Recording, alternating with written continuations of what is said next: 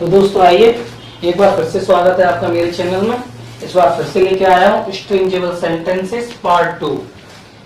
वैसे तो ये हमारी पढ़ाई का कोई हिस्सा नहीं है, लेकिन गाँव में अक्सर करके या किसी को सताने के लिए या किसी की बुद्धिमानी की परीक्षा लेने के लिए इस प्रकार के वाक्यों को, सेंटेंसों को पूछ लिया जाता है और कहीं ना कहीं जाकर के वो अटक जाते हैं, क्योंकि ये हमारी पढ़ाई का कोई खास अहम हिस्सा तो है नहीं। फिर भी हम तो इनको बनाएंगे और सिखाएंगे भी।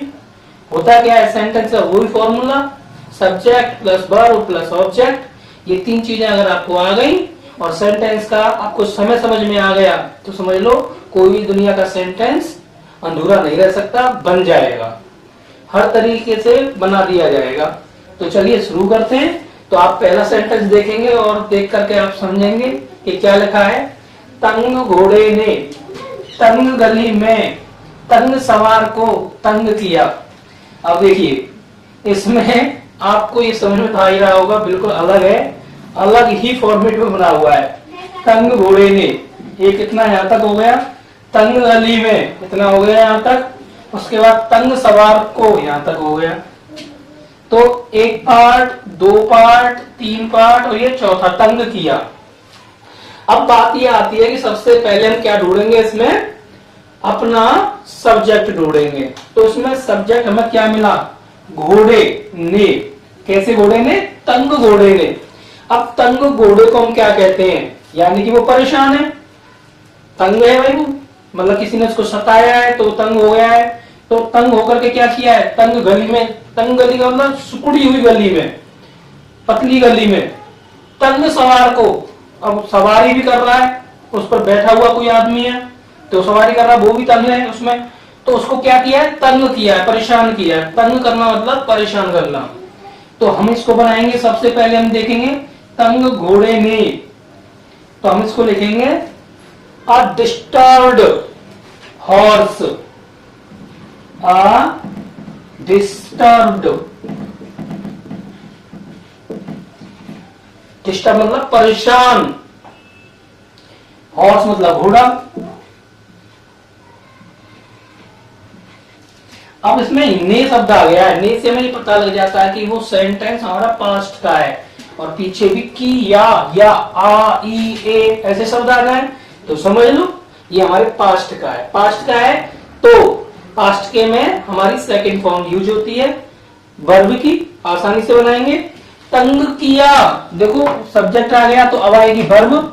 अब हम वर्ब को कैसे लेंगे, तंग करना की, टीज, टीज मतलब सताना, तो हमने लिख दिया टीज्ड।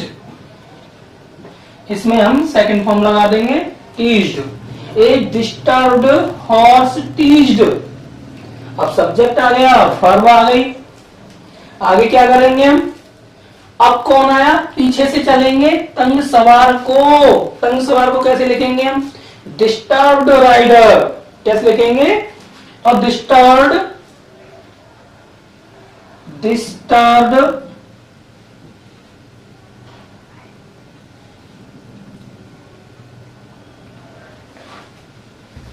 Disturbed rider. तो राइडर मतलब सवारी करने वाला, वो भी है, तो डिस्टर्ब है, वो भी परेशान है, तंग है। तो कहां पर तंग किया उसको, तंग गली में। तंग गली मतलब नैरो स्ट्रीट, कैसे लिखेंगे इसको, नैरो स्ट्रीट। तो सबसे पहले मैं को इन, अब तंग को कहते हैं नैरो स्ट्रीट, स्ट्रीट मतलब गली। अब आप देखिए बन गया हमारा सेंटेंस। सबसे पहले हमने सेंटेंस को पढ़ा, लेकिन अजीब था, बिल्कुल बिल्कुल अजीब था। ए डिस्टर्ब्ड हॉर्स टीज्ड, एक परेशान घोड़े ने या एक तंग घोड़े ने तंग किया है, टीज्ड किया है, पास्ट का टीज्ड कर दिया। किसको किया है, सवार को, तो डिस्टर्ब राइडर को। कहां किया है, तंग गली में, तो इन नैरो स्ट्रीट, इन नैरो स्ट्रीट, एक गली में जो पतली है। तो अब आप अगला देखिए, बिल्कुल अलग ही तरीके से कॉन्सेप्ट है ये, इसको हम स्ट्रेंजेबल सेंटेंस कह सकते हैं। पार्ट 2 है ये हमारा। घसीटा ने घसीटा को घसीटा के घर तक घसीटा। अब देखिए घसीटा घसीटा घसीटा घसीटा। अब यहाँ पे घसीटा कई बार आया है, तो इसका मतलब ये नहीं है कि हर बार इसकी मीनिंग सेम रहेगी, नहीं। यहां पर ये सब्जेक्ट के लिए आया घसीटा ने, और यहां घसीटा जो शब्द आया है वो वर्ब है ना, के घर तक, ये हमारा ऑब्जेक्ट को घसीटा, तो ये ऑब्जेक्ट के अदर वर्ड। तो अब हम इसको सबसे पहले वही रूल, सबसे पहले सब्जेक्ट लाइए, फिर वर्ब लाइए, उसके बाद अपना ऑब्जेक्ट रखिए और समय को ध्यान रखिए। टेंस का समय कौन सा है? टा, आ, ई, ए ऐसे शब्द आ जाते हैं। तो समझ लो वाक्य के अंत में ऐसा शब्द आ रहा है तो वो पास्ट की फॉर्म में बदलेगा। पास्ट में क्या होता है? अगर वो इंटरोगेटिव होता है तो डिड वगैरह लगाते हैं, या फिर डब्ल्यू एच फैमिली भी आती है। लेकिन ये हमारा एफर्मेटिव है तो वर्ब की सेकंड फॉर्म ही आएगी। चलिए बनाते हैं। आपको हंसी आ रही होगी क्योंकि सेंटेंस बिल्कुल अजीब है। मैंने इसका पार्टी का नाम बदल दिया है स्ट्रेंजेबल। एक पार्ट मैंने आपको पहले भी पढ़ाया था, मेरी पुरानी वीडियो देखिए आप, उसमें आ रहा है कि मीनिंग हर बार कम नहीं होती। मैंने आपको ये वीडियो दिखाई थी, आप देखिए, सर्च करिए उसको और सीखिए। वो भी स्ट्रेंजेबल सेंटेंस थे। और आज एक और नई सीरीज के साथ मैं आया हूं। घसीटा ने घसीटा को घसीटा के घर तक घसीट दिया, या घसीटा। तो चलिए, घसीटा ने सब्जेक्ट मिल गया हमको, ने आ गया, इसमें भी ने आया था, इसमें भी ने आया, पहचान हो गई, पास्ट का है। आगे बढ़ते हैं। तो घसीटा की मीनिंग घ सी टा। तो लो, घसीटा ने क्या किया है? घसीटा है। घसीटने को कहते हैं ड्रग, खींचना, खदेड़ना। तो सेकंड फॉर्म आएगी ड्रग्ड, ड्रग्ड। घसीटा ने घसीटा, किसको घसीटा? घसीटा को घसीटा, घसीटा को।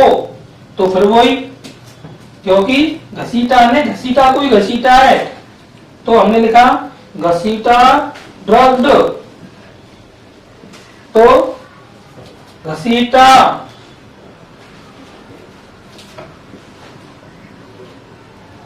तो घसीटा ने घसीटा को घसीटा। अब कहां तक घसीटा? घर तक घसीटा।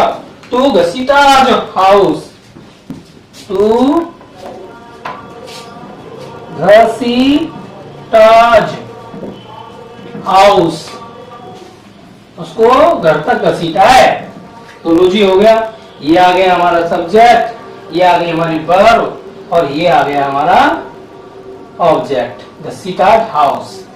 अगले वर्ड को हम आगे पीछे सेट कर सकते हैं, कोई दिक्कत नहीं है। अगला देखिए, ये तो बिल्कुल अलग है। घोड़ा सड़क पर अकड़ कर भड़क गया। बिल्कुल अजीब है। घोड़ा है, सड़क पर है, अकड़ गया है और भड़क भी गया है। अकड़ना और भड़कना, ये दो मीनिंग आएंगी।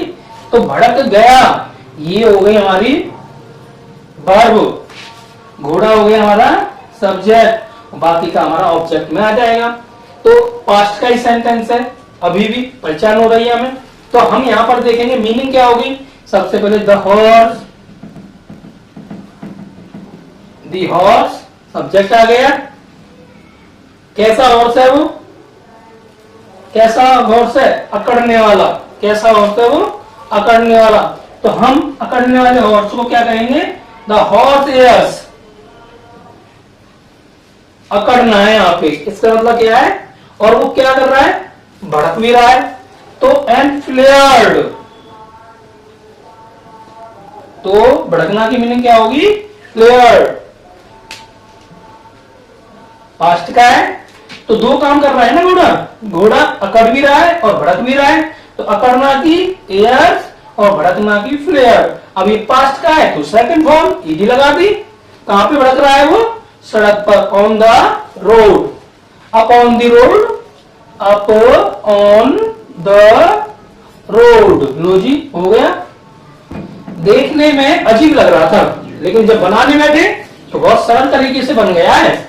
मुझे लगता है आपको बहुत अच्छे से इंटरेस्टेबल सेंटेंस है, मजा तो आ ही रहा होगा।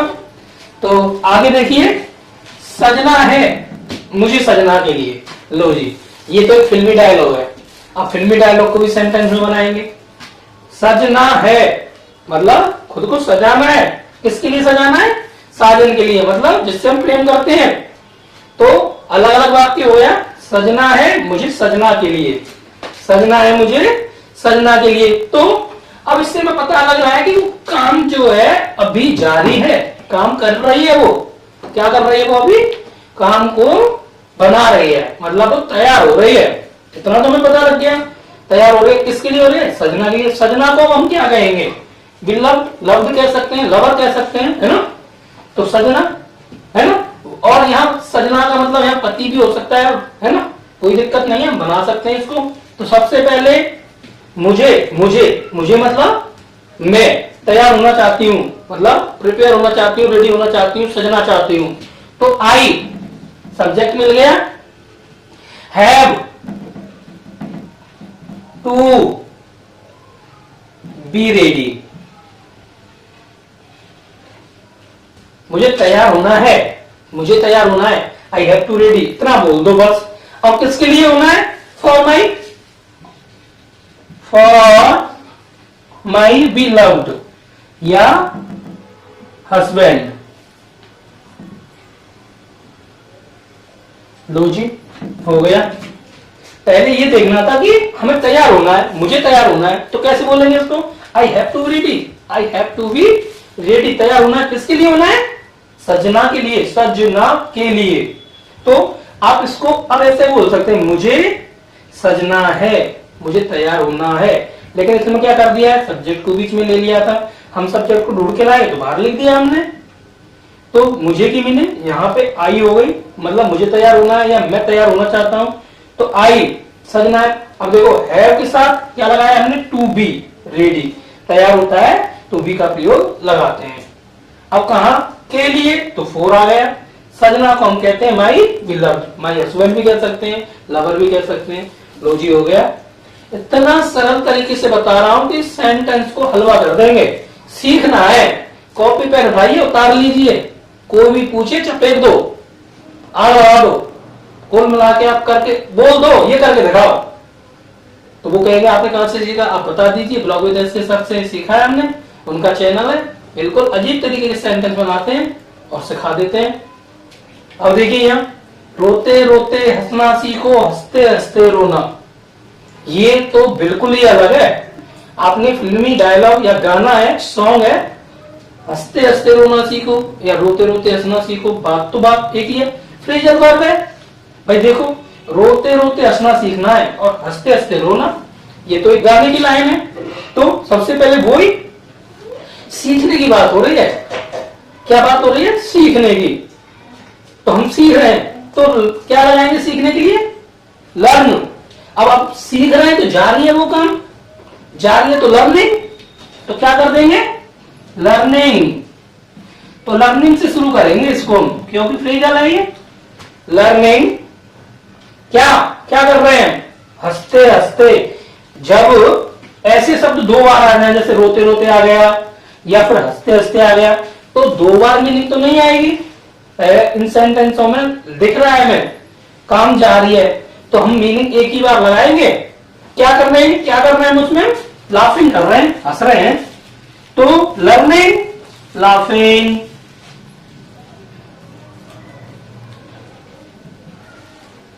लर्निंग और लाफिंग। अब कब कर रहे हैं काम? जब ऐसे वर्ड दो बार आ जाए, हंसते हंसते या रोते रोते, तो उन सेंटेंसों में हम कंजक्शन का रूप वाहिल लगाते हैं। क्या लगाते हैं? वाहिल। बस अब समझ लो। अब यहां से हो गया ये सरल, क्योंकि हमने शुरू किया सेंटेंस को कहां से? पीछे से। क्या कर रहे थे हम? हंसते हंसते क्या कर रहे थे? हंसते हंसते सीख रहे थे। क्या सीख रहे थे? सीखो हंसते हंसते बनाया हमने, हंसते हंसते सीखना है हमें।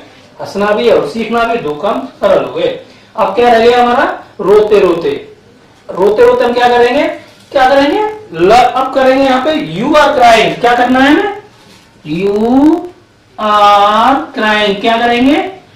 रोएंगे उसमें, क्योंकि बताया उसने भाई रोते रोते हंसना सीखो, हंसते हंसते रोना सीखो। तो यू आर क्राइंग हम क्या कर रहे हैं? लर्निंग कर रहे हैं, हंस रहे हैं, हंसते हंसते क्या कर रहे हैं हम, रो रहे हैं। बहुत कभी कभी हो भी जाता है, हमें इतना हंस लेते हैं कि हमारे आंसू तक आ जाते हैं हंसने से। तो हंसना तो अच्छी बात है और एक थेरेपी कहलाती है हंसना। तो हम ये काम कब कर रहे हैं, कब कर रहे हैं, लर्न क्राइम, लर्न कर रहे हैं हम इसको। क्राइम कैसे कर रहे हैं, क्राइम करते समय, क्या करते समय, क्राइम। और फिर क्या कर रहे हैं, व्हाइल यू आर लाफिंग, फिर से व्हाइल लगा देंगे, व्हाइल यू आर लाफिंग।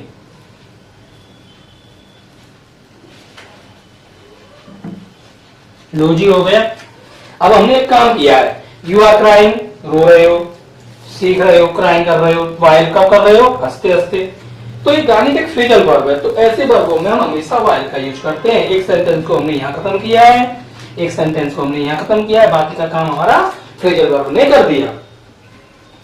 सपना ने सपने में सपना देखा, लॉजिक, यहाँ भी सपना आया है, यहाँ भी सपना, यहाँ भी सपना, तीन जगह सपना आ गया। तो हर बार सपना की मीनिंग एक थोड़ी ना होगी, एक सब्जेक्ट होगा, एक वर्ब होगा और एक ऑब्जेक्ट होगा। चलो करते हैं, पास्ट का सेंटेंस है, देखा तो सपना एक नाम है, सब्जेक्ट है सपना, तो पास्ट का टेंस है, समझेंगे। देखना की मीनिंग हमको पता है भाई, सी होती है, सेकंड फॉर्म आएगी तो शॉ, सपना शॉ, क्या देखती है वो, क्या देखती है, सपना, सपना देखती है। और ड्रीम क्या देखती है वो, एक सपना देखती है। और एक ड्रीम, रात में एक सपना देख रही हो, ड्रीम ए लगाओ चाहे नहीं लगाओ कोई दिक्कत नहीं है, तो हम ऐसे लिख सकते हैं, सपना शॉ अ ड्रीम, सपना देखा, कब देखा उसने भाई, कब देखा, इन द ड्रीम, सपने में ही तो सपना देखा है, तो हम लगा देंगे इन द ड्रीम।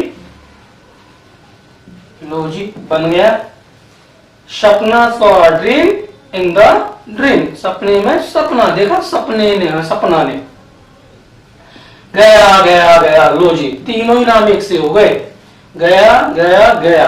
ये अरे सर ना तो ऑब्जेक्ट मिल रहा है ना सब्जेक्ट मिल रहा है, अरे भाई मिल रहा है, ये सब्जेक्ट, ये वर्ब, ये ऑब्जेक्ट। पास्ट का है पता लग रहा है, तो गया, हाँ भाई गया तो गया, जाने दो कोई दिक्कत नहीं, कहां गया, गया, पास्ट का है तो जाना की मीनिंग क्या होती है, गो। अब सेकंड फॉर्म आएगी वेंट, गया वेंट, वेंट आ गया, कहां गया है, गया, गया एक जगह का नाम है, तू गया।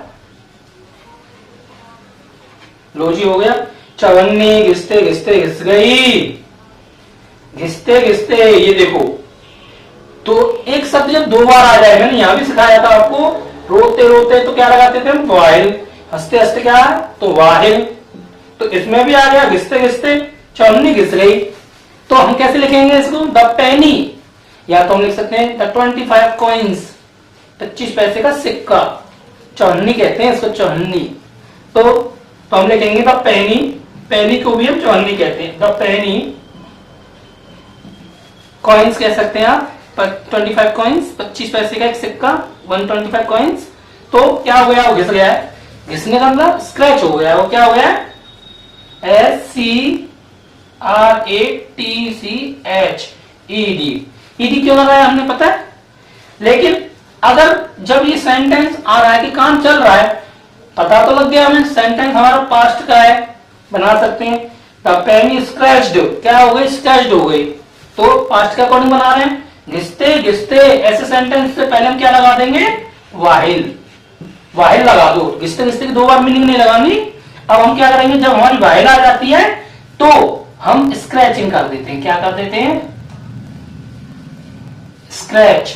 अब ING लगा देंगे,